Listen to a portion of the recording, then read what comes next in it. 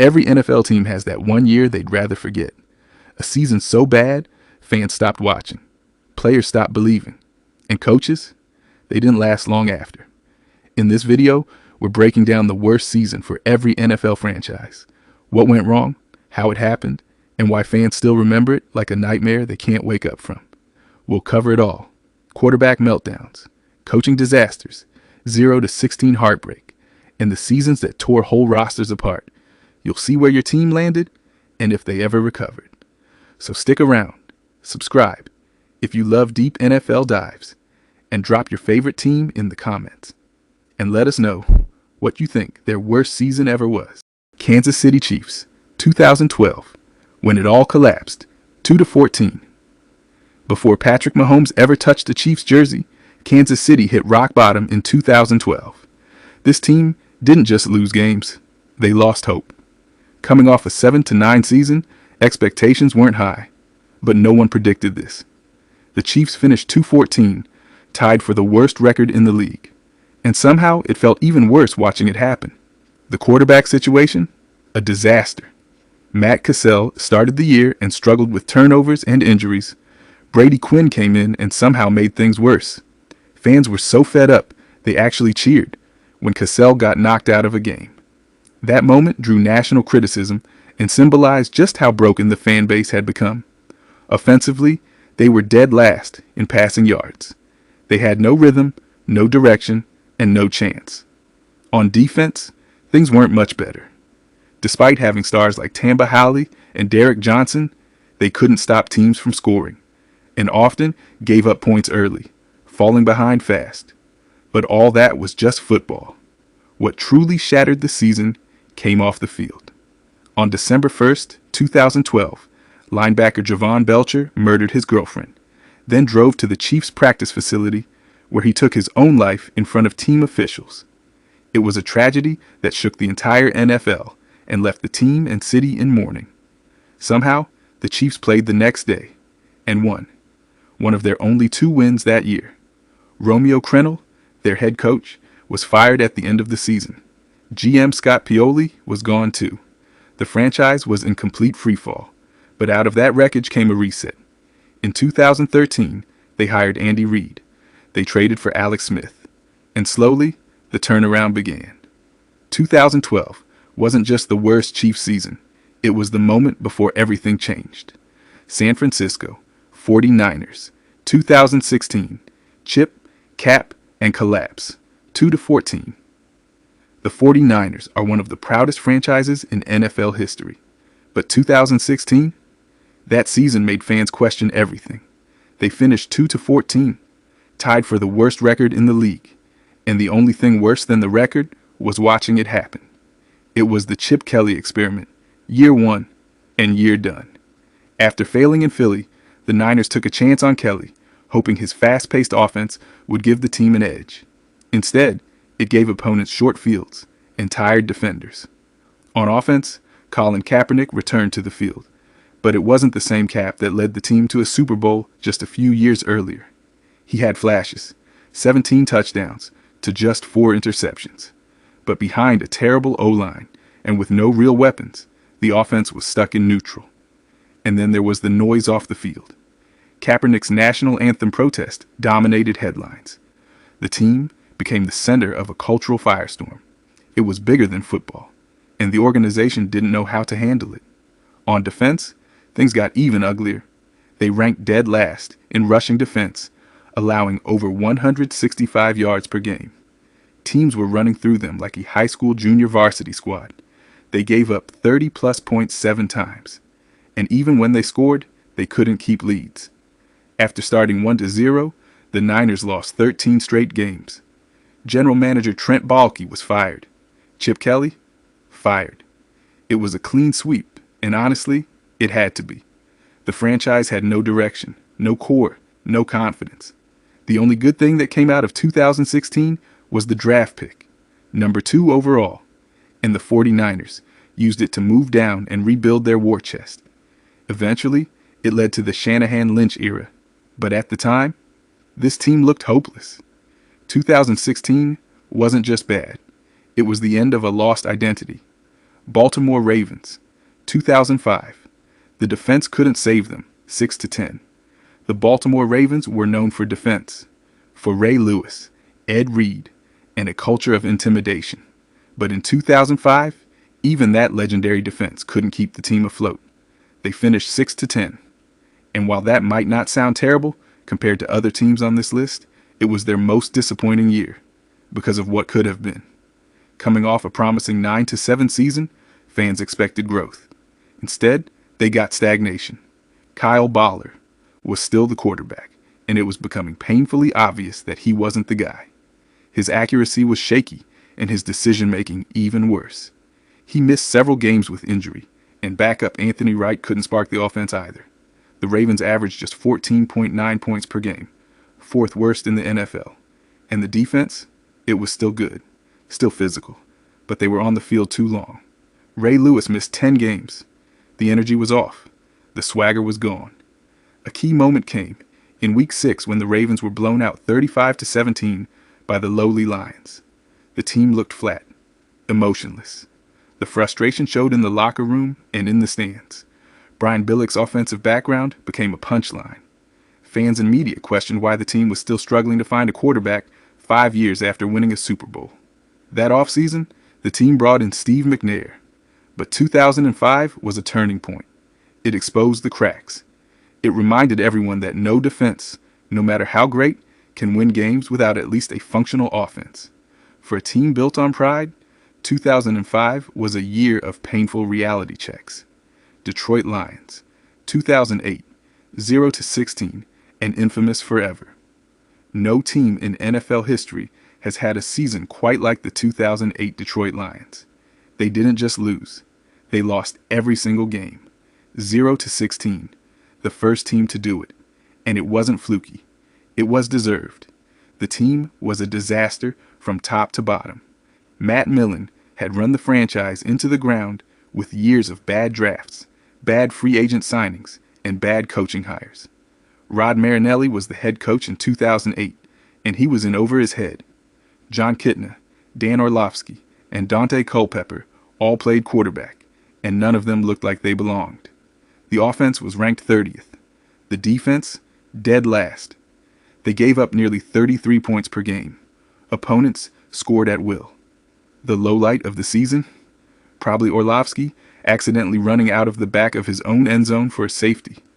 It became a meme, a symbol of just how lost the team was. Morale was non-existent. Ford Field was half empty. The fan base was broken. The front office was finally cleaned out after the season, and the Lions took Matthew Stafford number 1 overall the next year. It took years to rebuild, but 2008? That's the darkest chapter in franchise history. 0-16 isn't just bad. It's unforgettable, for all the wrong reasons. Buffalo Bills, 2010, a rebuild, with no tools, 4-12. In 2010, the Buffalo Bills were supposed to be turning the page. New head coach, new system, a fresh start. Instead, they got 4-12, and a reminder that turning the page means nothing if you don't have the right players. Chan Gailey was hired to bring offensive creativity, but the talent just wasn't there. Ryan Fitzpatrick started 13 games, threw for over 3,000 yards and 23 touchdowns, and it still wasn't enough. The Bills had one of the worst defenses in football.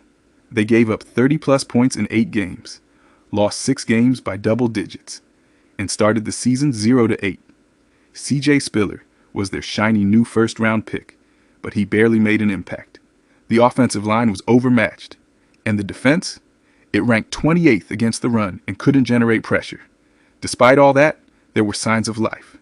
They upset the Bengals in a 49-31 shootout, and Fitzpatrick kept games close with his gunslinger mentality. But 2010 was still another step in the long, cold playoff drought. The franchise hadn't seen the postseason since 1999, and wouldn't until 2017. For Bills fans, 2010 was another reminder that rebuilding takes more than hope. It takes a plan. Cincinnati Bengals, 2002, the year misery peaked, 2-14. For Bengals fans, misery used to feel routine, but in 2002, it reached a peak. The Bengals went 2-14, the worst record in the league. And it wasn't just the losses, it was how they lost.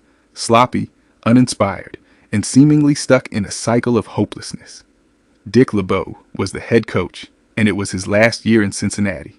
His defensive pedigree couldn't overcome a roster with holes everywhere. And on offense, Akili Smith, former top pick, was benched. John Kitna threw 16 touchdowns and 16 picks.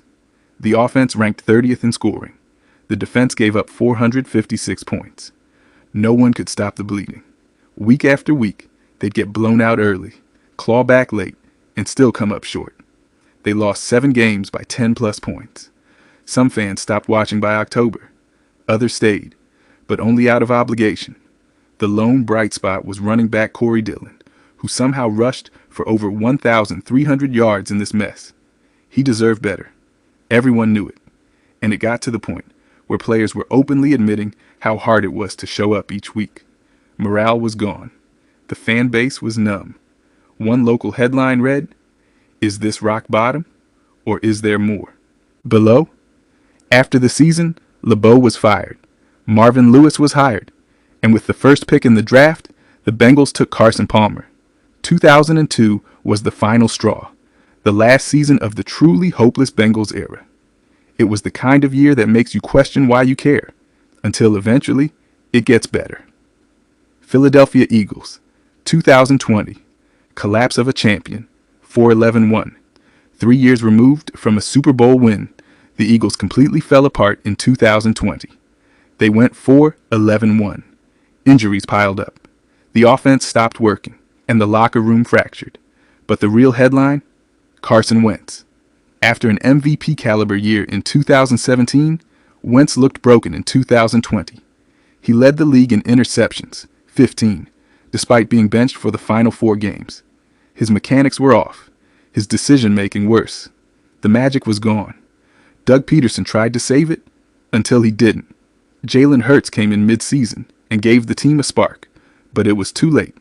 The O-line, normally a strength, was decimated.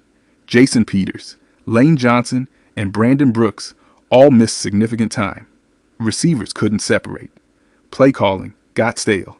And the defense, while still physical, gave up too many big plays to overcome.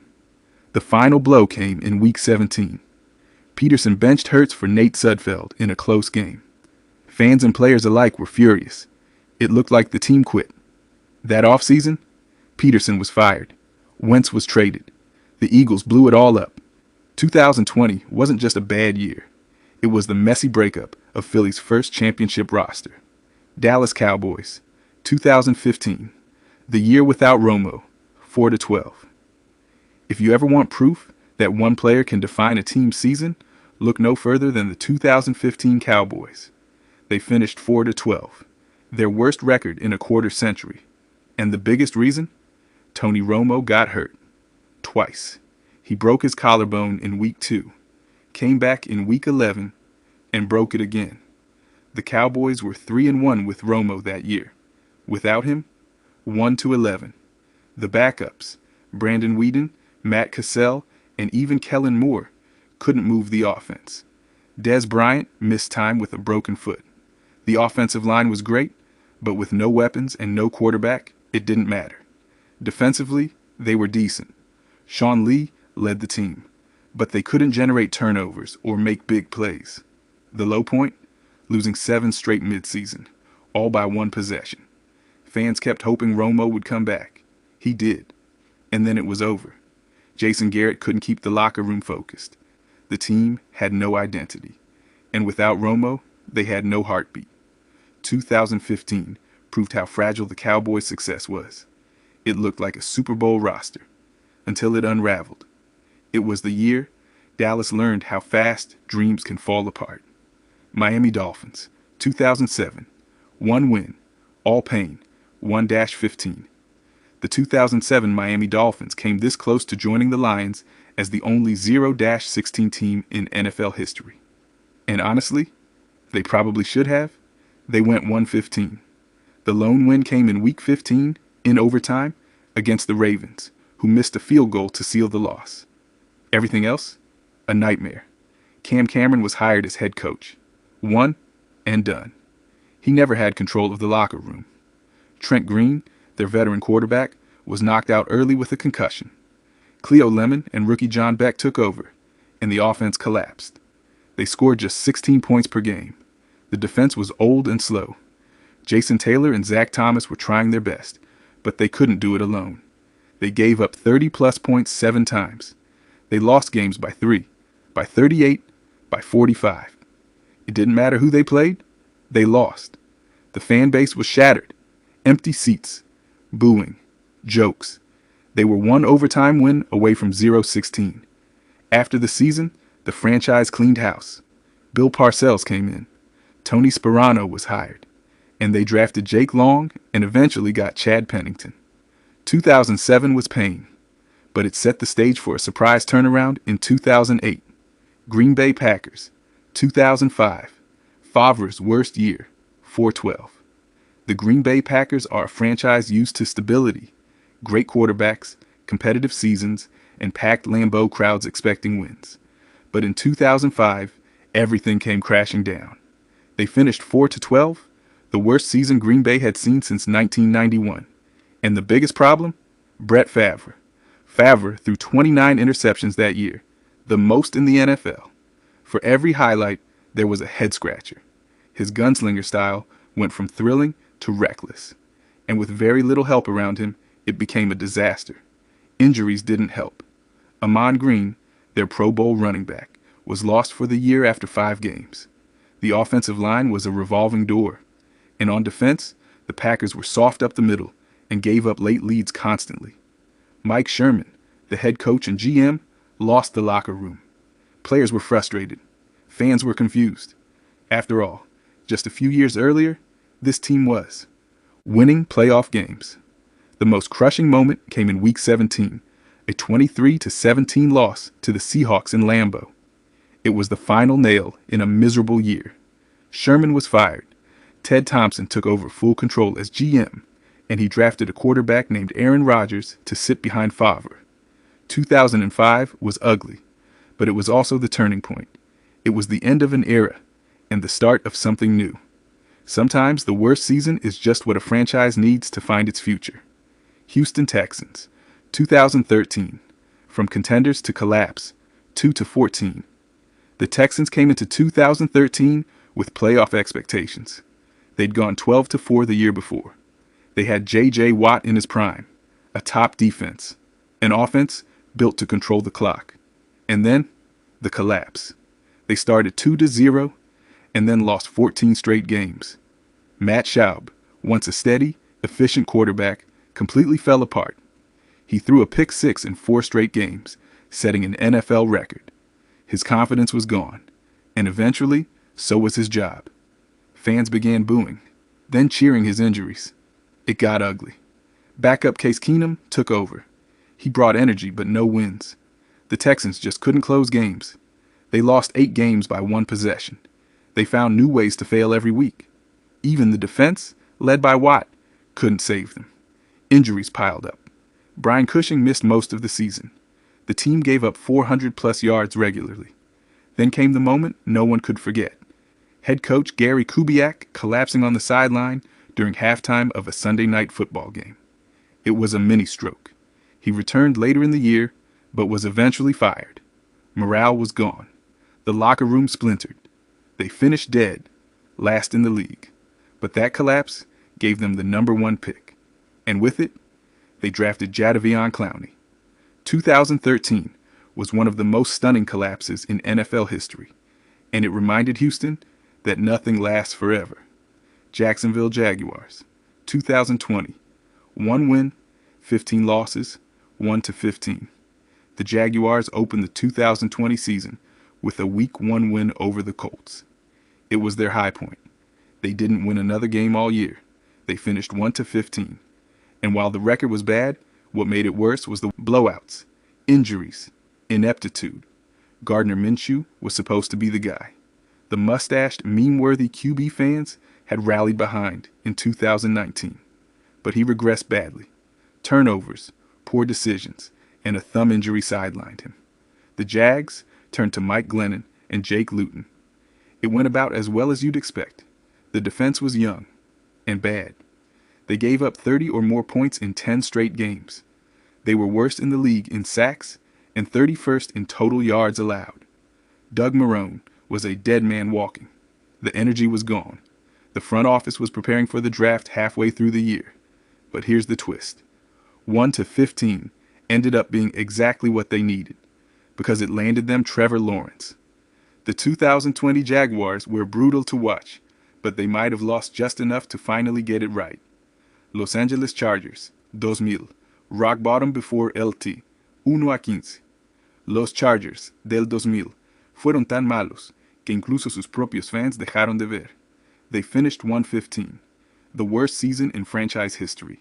The quarterbacks, Ryan Leaf, Jim Harbaugh, and Moses Moreno. No, seriously, Leaf was a complete disaster. He threw just 1 touchdown and 11 interceptions. Fans booed. Teammates groaned. Coaches benched him. The only win came in Week 13, an overtime escape against the Chiefs. Every other week, pain. They had no run game. The defense couldn't stop the pass, and morale was non-existent. The Chargers averaged just 12.9 points per game. They lost 8 games by double digits, and they were outgained in nearly every contest. But here's where it matters. That 1-15 record got them the number 1 pick. They used it to draft LaDainian Tomlinson the next year. Then Drew Brees. Then things started to change. 2000 was rock bottom, but it gave San Diego a ladder. Cleveland Browns, 2017. Perfectly winless, 0-16. It's hard to go 0-16, but the Browns made it look effortless. In 2017, they joined the 2008 Lions as the only teams in history to lose every single game. Head coach Hugh Jackson, he went 0-16, right after going 1-15. That's a 1-31 record over 2 seasons. The offense was a disaster. Rookie quarterback Deshaun Kaiser led the league in interceptions. The O-line was shaky. The receivers led the league in drops. Nothing clicked. The defense had talent. Myles Garrett, Joe Schobert, but was on the field constantly. They lost close ones. They lost blowouts. They lost in overtime. And they lost on Christmas Eve, when they dropped a game-winning touchdown in the end zone. The only thing more painful than watching the games was the post-game pressers. Hugh Jackson insisting they were close. Fans weren't buying it. After the season, fans actually held a perfect season parade in downtown Cleveland, complete with floats, signs, and sarcasm. But just like the Lions a decade earlier, the pain led to change. The Browns picked number 1 again, and this time, they rebuilt. 2017 was Cleveland's rock bottom, and somehow, even that had a silver lining. New York Jets, 2020.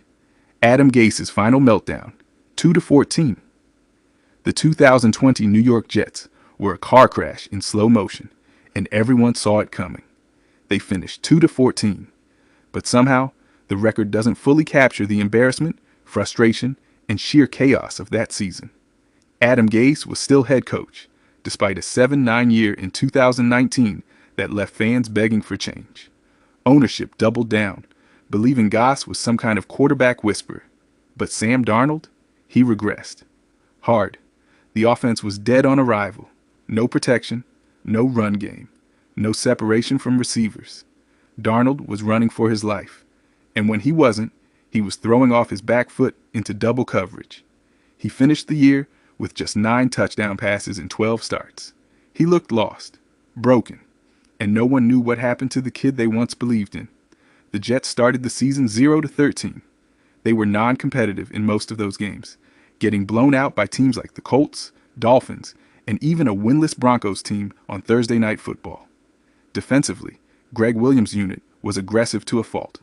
They blitzed constantly, even in the wrong moments. The lowlight? Week 13 against the Raiders, when the Jets blitzed 8 on the final play, leaving rookie Henry Ruggs wide open for a 46-yard, game-winning TD.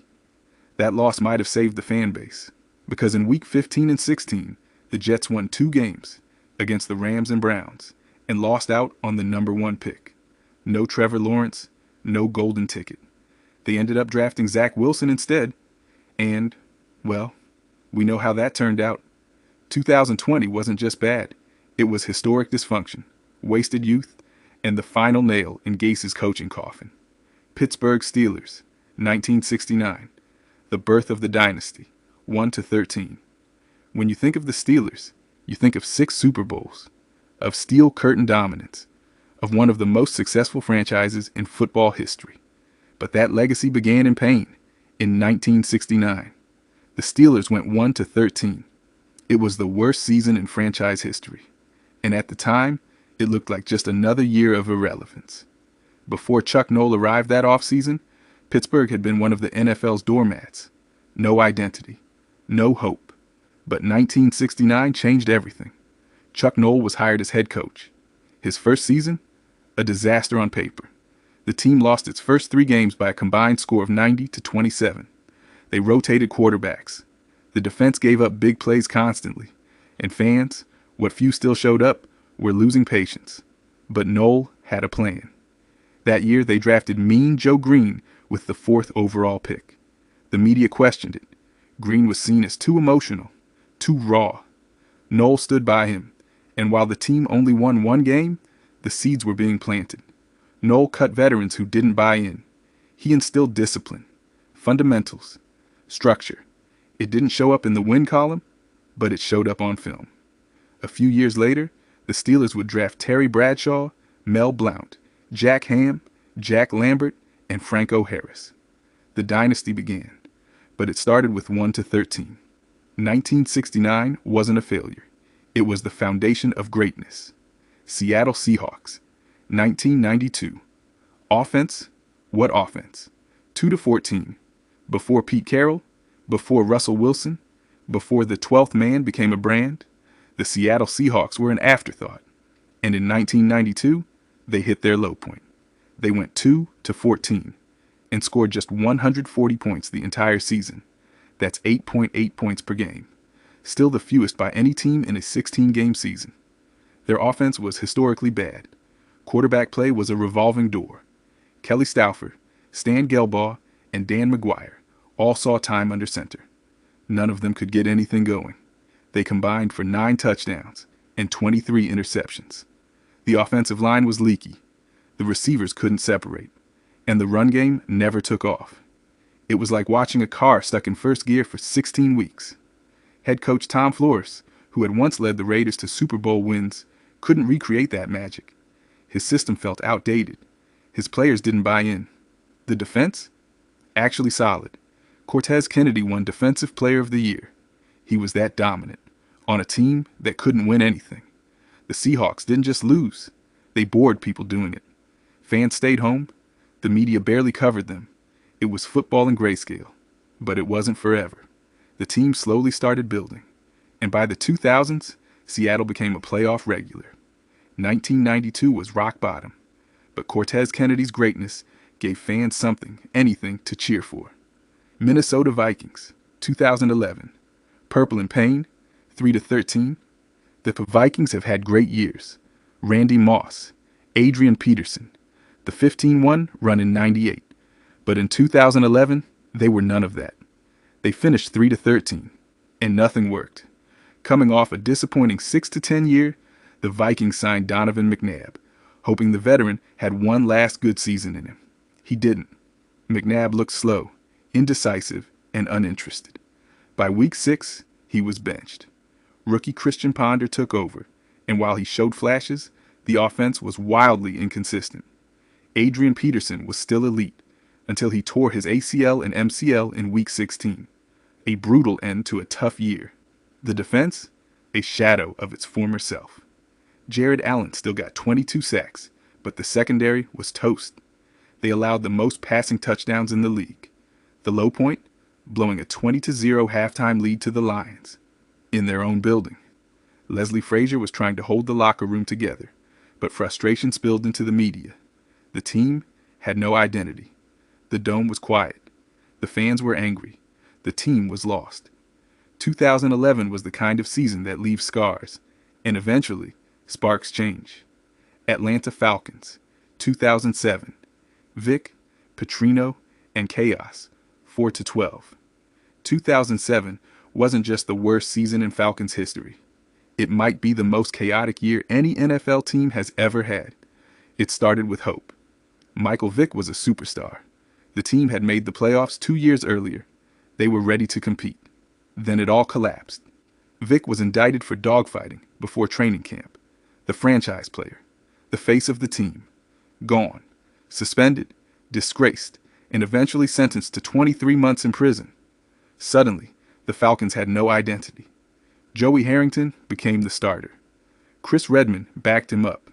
The offense had no punch. And the head coach? Bobby Petrino. Fresh out of college, bringing in a flashy offense that never worked. Mid-season, he lost the locker room. Players didn't respect him. He didn't respect them. He benched veterans, ignored captains, and barely spoke to the media.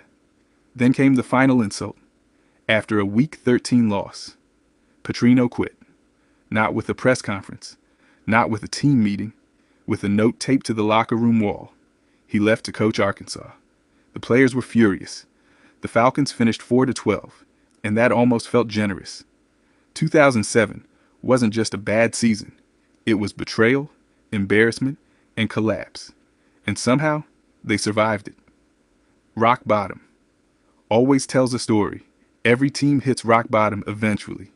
Even the great ones. Sometimes it's bad luck. Sometimes it's bad decisions.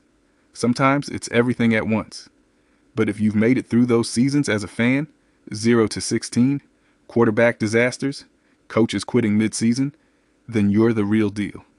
Because those worst years, they shape how we celebrate the best ones. They make the comeback sweeter, the playoff wins louder, the Super Bowl runs unforgettable. So now it's your turn.